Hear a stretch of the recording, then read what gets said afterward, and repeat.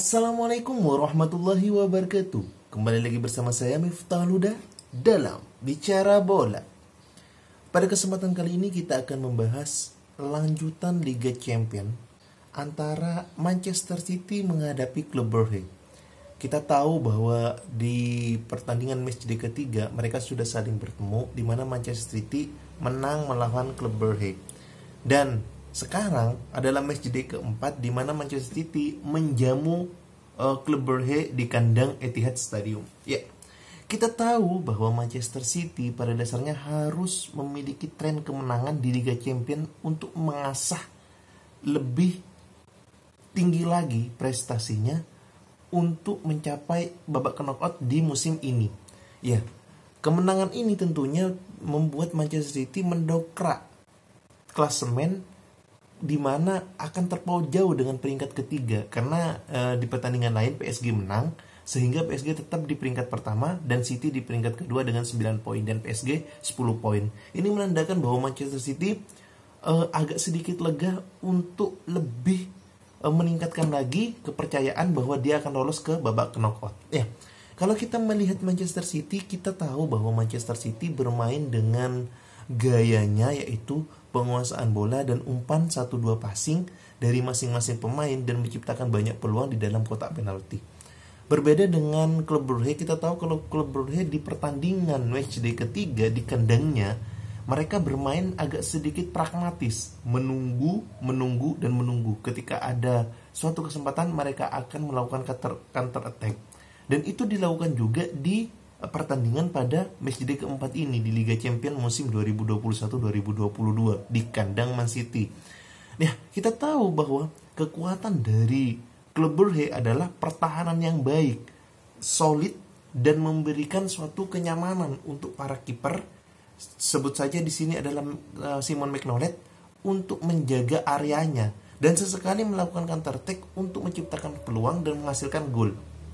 Nah, kalau kita melihat pertandingan permainan dari Manchester City sejak kick off babak pertama, Manchester City sudah menyerang dengan menggunakan false nine-nya sebagai Phil Foden di situ sebagai false nine-nya dengan luar lini sayap yang lincah Mahrez dan seorang Jack Grealish mampu memberikan kocar-kacir kepada lini pertahanan. Ditambah lini pertahanan City, Rodri, Gundogan dan Bernardo Silva yang sangat atraktif di pertandingan pada malam hari ini. Ya, kita tahu bahwa gaya bermain Manchester City sejak menit pertama di kick off babak pertama sudah menekan pertahanan dari klub Burnley dan terbukti 10 pemain klub Burnley bermain di areanya. Ya, walaupun mereka tidak melakukan parkir bis, tapi mereka melakukan compact defense sehingga agak sulit untuk Manchester City menciptakan banyak peluang. Hal satu-satunya yang bisa diciptakan ketika seorang lawan bermain dengan compact defense yaitu dengan akselerasi, dengan bermain lebar atau akselerasi untuk menusuk ke lini pertahanan dari musuh sehingga melakukan cut inside atau melakukan umpan tarik sehingga bisa menghasilkan gol dari Manchester City. Dan itu terbukti di mana ketika banyak peluang yang dihasilkan, sebut saja di situ seorang Bernardo Silva, sebut saja di situ Phil Foden, itu tidak mampu untuk memberikan gol untuk Manchester City. Dan ketika seorang Joao Cancelo mampu untuk menerobos ke depan ke dalam kotak penalti, dia mampu memberikan ancaman sehingga bola yang dia loop membentur gawang dari Simon McNolet. Nah, umpan pantul atau bola pantul dari tiang tersebut mampu dimanfaatkan dari lini tengah sehingga mengumpan lagi kepada seorang Joao Cancelo, dan Joao Cancelo mampu menerobos ke dalam dan melakukan umpan tarik. Dan disitulah seorang Phil Foden muncul dari lini pertahanan, di belakang lini pertahanan dari klub Burnley ini. Nah, dengan gol 1-0 ini tentunya akan membawa asah semangat untuk lebih keras lagi untuk menciptakan banyak peluang di dalam kotak penalti dari klub Burnley. Namun di malapetaka muncul ketika pertama kali klub Burnley itu keluar dari sarangnya, dan keluarnya dari sarang tersebut mampu merepotkan lini pertahanan dari Manchester City. Kita tahu bahwa counter attack dari klub Brugge itu sangat memukau, sehingga umpan yang dihasilkan oleh lini sayap dari klub Brugge mampu dimanfaatkan dan mampu ditepis oleh Henderson. Namun bola tepisannya ke sisi sebelah samping kanan dari Henderson dan mampu dimanfaatkan oleh striker dari klub Brugge sehingga menghasilkan deflected dan gol bunuh diri dari John Stones. 1-1.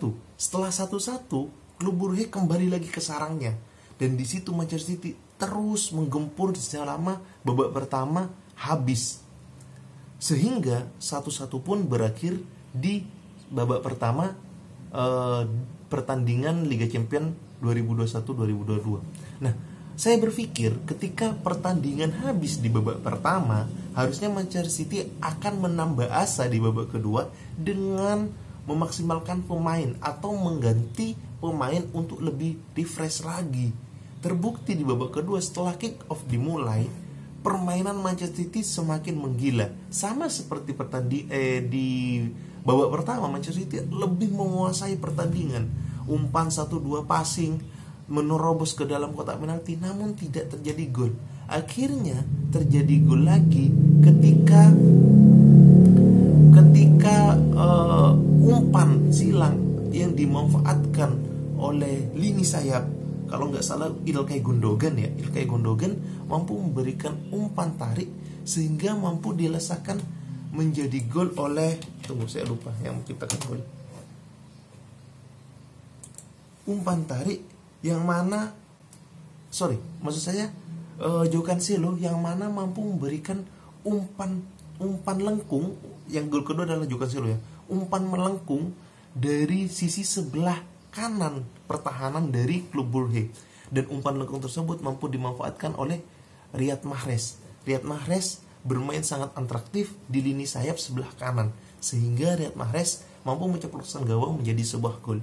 Nah, bukan cuma berhenti di situ. Semakin City menyerang, semakin bertahan dari klub Brugge. Akhirnya klub Brugge mampu untuk melakukan counter attack, akan tetapi pertahanan dari Manchester City lebih kokoh lagi dengan John Stones dan Aymeric Laporte. Sehingga di menit-menit 70-an akhirnya seorang Ilkay Gundogan mampu memberikan cut inside kepada pemain pengganti, yaitu Raheem Sterling. Ya, di sini Raheem Sterling bermain sebagai pemain pengganti dan langsung memberikan kontribusi. Bukan cuma golnya, tetapi kontribusi untuk melakukan lari tanpa bolanya atau pergerakan tanpa bolanya itu sangat-sangat memukau. Ini yang membuat Pep Guardiola kagum terhadap Manchester City, terhadap Raheem Sterling karena kemampuan dia untuk lari tanpa bola. Nah, sehingga di menit-menit terakhir pun seorang Joao Cancelo mampu memberikan assist lagi kepada Gabriel Jesus, di mana menit 90-an lah kalau nggak salah, 91 atau 92 gitu ya, itu mampu memberikan assist di dalam kotak penalti kepada Gabriel Jesus sehingga mampu menciptakan gol. Nah, secara overall pertandingan Manchester City melawan klub Brugge ini sangat-sangat memukau dengan gaya permainan Manchester City, dengan gaya apik khas dari Manchester City, umpan 1-2 menguasai lini pertahanan dari lawan dan melakukan cut inside atau melakukan permainan atau berlari tanpa bola sehingga mampu menghasilkan banyak peluang dan menghasilkan banyak gol. Skor 4-1 layak untuk Manchester City dan kemenangan untuk Manchester City, karena dengan begini Manchester City akan menempati peringkat pertama dengan 9 poin. Berarti Paris Saint-Germain secara mengejutkan mampu imbang melawan RB Leipzig. Saya baru lihat, ternyata hal ini mampu memberikan Manchester City lebih mengasah lagi bahwa dia akan lolos, karena tinggal menunggu dua pertandingan lagi, RB Leipzig dan Paris Saint-Germain yang akan menanti untuk menjaga asa Manchester City akan lebih banyak peluang untuk lolos. Tinggal satu hasil seri atau satu kemenangan lagi, Manchester City akan lolos ke babak 16 besar Liga Champions musim 2021-2022. Semoga kemenangan ini terus mengasah para pemain Manchester City lebih giat lagi karena next week atau akhir pekan ini menghadapi Manchester United. See you.